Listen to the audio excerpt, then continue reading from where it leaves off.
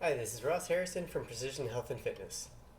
Today I'm doing a video. I've sort of been hesitant to post this one, um, mainly because it deals with the neck. And the neck's something a lot of us have issues with, whether it's issues in the cervical spine itself, or disc issues, or just postural issues, or in many cases, just a lot of tightness in the upper back where a lot of people carry stress, and that tightness ends up causing neck issues. Anyway, most of us have tight necks. So I want to do a video showing some basic but very effective neck stretches. My hesitation has been the neck can be a challenge, meaning like if you're stretching your quads or something and you pull a little too hard, or sometimes you like that feel where you're really pulling hard and it feels like a good stretch. Um, when it comes to stretching the neck, it can feel really good, and then you have this feeling like, oh, I want to stretch it a little bit more, and go just a little too far, and that nice stretch turns into a minor pull or increase in discomfort.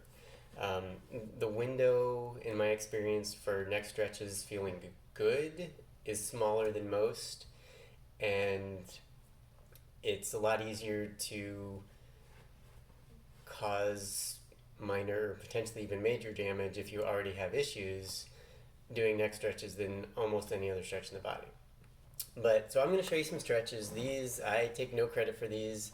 I think they're pretty common in the physical therapy world. I learned these about 15 years ago from a physical therapist, and I still use them all the time. They're the best things I have found to help with the neck. What I will say when doing these, because I've had neck, well, mostly shoulder, upper back injuries um, that have caused neck discomfort. And in my experience, there's a lot of different sensations that your neck can have when you're working on it. So, I mean, hopefully everybody listening to this does stretching already, and you know what a good stretch feels like, and hopefully not too many experiences of overstretching, but it's pretty common. Um, and so in this case, what I've experienced, sometimes you stretch your neck and it feels really good. A lot of times that's not the case, especially if you have an active injury or issue with your neck. Um, a neck stretch often sort of has a sort of underlying feeling of pain, and when I feel that, it doesn't necessarily mean don't do it at all, but it means do it very lightly. And usually, when you do it pretty consistently, but very lightly to where you're just experiencing a little bit of discomfort and not pushing it at all, that will loosen up to where you eventually will get the feeling of, oh, that's what I feel like the stretch should feel like. And sometimes it may take doing it 2, 3 times a day or more for like 2 weeks before you get that good feeling. It's just as long as the discomfort does not increase, your symptoms don't get worse in any way, I'd say continue doing it. But as with pretty much everything I teach, there's a lot of different intensities, ways of doing these stretches. So I'm going to get right into it. Um, if your neck's really tight, like honestly, just leaning your head straight to the side, that may give you a stretch. And if that gives you a stretch, don't do anything else that I am going to show. Just go ahead and let your neck sort of relax and just see if you feel a stretch over here. One step up from that, doing the same thing, there's actually 2 ways you can progress from here, and eventually you'll do them both at the same time. But first, a key to everything I'm talking about today, when you're doing your neck stretch, you want good posture. Like if I'm stretching my neck and my back's like this, the stretch will not be as effective, and you have a much greater chance of injuring yourself. So whenever you're stretching, as much as you can, sit up straight and just keep your whole torso as aligned as possible. Okay, having said that, these work best, especially at the more advanced levels, if you have something you can hold on to. Like in this case, there's a bar under my bench, and I usually just grab that. And I can sit up straight, and when I sit up straight and have my hand on that, like I'm not gripping or pulling, but my arm is just on it. In this position, I feel a very tiny, like almost stretch, but essentially a very tiny stretch. That's what you want. If I'm holding higher and I don't feel anything, that's not quite great. But if you're holding so low that it's pulling you to the side or you can't sit up straight, that's not good either. Um, for that reason, one of the best things to do this on is a chair that just has regular legs. So you can grab whatever length on a chair. I actually don't have any chairs like that, so I can't demo, but if you have a regular 4-leg chair, you can reach your arm down to the point where you just feel a little stretch, and that's your start point. It's also second step into things. Sometimes just sitting there holding, that will give you all the stretch you need. You don't even have to move your head to the side. That said, if it's not quite enough, just move your head to the side a little bit until you get just that nice kind of stretch. Now, if you move your head to the side and you don't feel much of a stretch and you want to like push with your head to get more of a stretch, don't. Like, there should be no active pushing or contracting of the neck during these. The other thing you can do, and especially if you don't have anything to hold on to, just sitting up straight, is use your hand, keep your head straight, and pull with your hand. So your neck is staying relaxed, and you're just pulling with your hand, trying not to let your posture go weird or trying not to lean over. The other thing I see a lot is people pull to the side, but they'll like pull and rotate to the side instead of just pulling straight to the side. This should just be all of the motion, not sure the best way to show it, but like all of the motion is straight to the side. There's no bending of the neck. Whichever side you move to, just a straight lateral motion. It's the safest and potentially most effective way of doing it. Definitely the safest.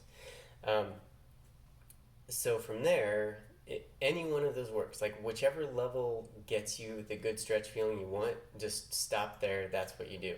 Over time, you'll be able to do more, or you'll be able to pull a little bit more.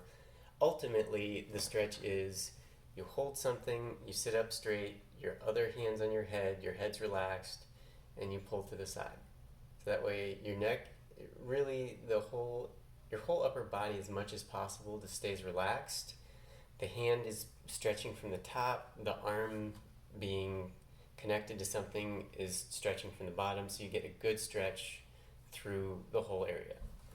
Now, if you have neck issues or disc impingements or anything, when doing this, you may actually feel some radiating sensation. All the way, sometimes people feel it to their fingers, or you may feel other parts of your body. As long as you're feeling the good stretch with no discomfort, that's not necessarily a bad thing. It could actually be very good. So don't let that freak you out. At the same time, if there's any discomfort in the actual area between here and here, that can be a problem, and just keep it very minor. Over time, see if that decreases. Alright, so the next stretch is very similar, and as I've been talking about, that stretch is for just the side, from like pretty much from around your ear all the way to your shoulder. Everything in there should have a good pull, and you'll feel whatever part's tightest. So on this next one, the dynamics are the same. You're still holding. It's just you're turning your head about 45 degrees, or some people say you can look at your armpit or you can look at your hip. You still want to sit up straight. So if it's just turning your head to the side. I play around with this a little bit to feel the best stretch. So if my hand is here, like I'm holding the chair leg and sitting here, sometimes with this one, I'll hold the back chair leg. Or if I'm sitting on the bench, I'll hold a little further back so that when my head turns, I have more, like my body's more centered between my arm and my chin. It just, sometimes that gives you a better stretch, a better feel. You can play with your hand position to whatever works for you. There's no one way to stretch. It's just positive feel, no negative sensation, you're good. So on this one, I'm holding a little further back, and I turn my head, and all the same steps. Like sometimes just turning your head may give you a stretch. If that's fine, don't do anything else. Next step is the motion straight down, and it sounds easy. Just move your chin down. In practice, it usually takes people a while to get that, because what you see, especially when their hand becomes involved, So again, there's going to be a point where you pull with your hand. Instead of pulling to the side, you're pulling from the back because the motion is straight down. So here, I'll just sit this way. So essentially, I'm facing you, but I'm at my 45-degree angle. But I just want to show that the pull is straight down this way. Again, it seems simple, but almost all the time, even when people put their hand right behind their head, they pull down, but they pull off to the side, or they twist, or they do something. But the pull straight down is the safest way of doing it. The other part is this isn't for the same area. This, essentially the angle that you're pulling, the backside of where that goes is where it's stretching. So if my head's angled this way and I'm bending on that way, the stretch is for back here.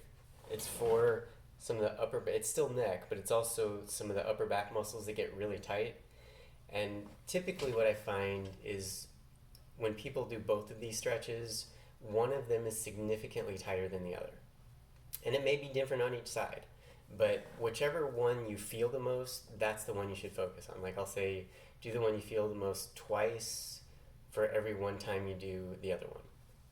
And so again, it's the final version is holding, sitting up straight, turning your arm, having your hand, and pulling straight down. And most likely, at least one of these will give you a pretty significant stretch, especially if you're able to do the whole thing.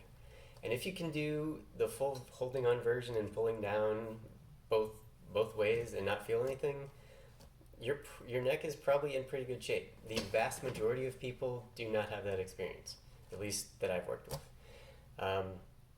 And there's some other neck stuff, but as far as just stretching and releasing, those are the two most effective stretches I have ever seen. I guess I'll show a bonus here. Most of us have tension in the back of our necks, and a lot of people have the forward neck. Sometimes they call it a turtleneck, or just the neck's extended, and in many cases the back of the neck's too tight to even sit up straight. So a good place to start, and just be gentle with this, is to put your hand. Sometimes people use their whole hand or just their fingers, or you can do this any way you want. But essentially, you're just trying to push your chin back towards your spine. And again, a common thing with this one is people push their chin in, but really tuck it down. Can also be a good stretch. But in this case, you're just wanting that feel of going straight back, letting the muscles back here relax, stretch out. You should feel a nice stretch just in the back of your neck. Sometimes all of this, start very lightly, progress as you need to, but just sometimes I'll push back and pull forward a little bit on the top of my head, just as a way to help elongate some of the muscles in the back. Of course, if I had any discomfort in the back of my neck, I would not do that. It's just a little more advanced pressure if you're not feeling anything with the other one. But for the most part, stick with the first two. When your neck's tight, everything hurts. That's mechanics change, everything from how you walk, and eventually neck tension leads to shoulder tension and back pain and hip pain and knee pain. It cascades down the whole body. So just a couple things that anybody can use at the right level for them to help loosen things up and feel better. So again, this is Ross Harrison, Precision Health and Fitness. Have a great day. Keep up the good work. Keep training at home, or if you're going to a gym that's open, just be safe. And I'll be back for more later. Take care. Bye.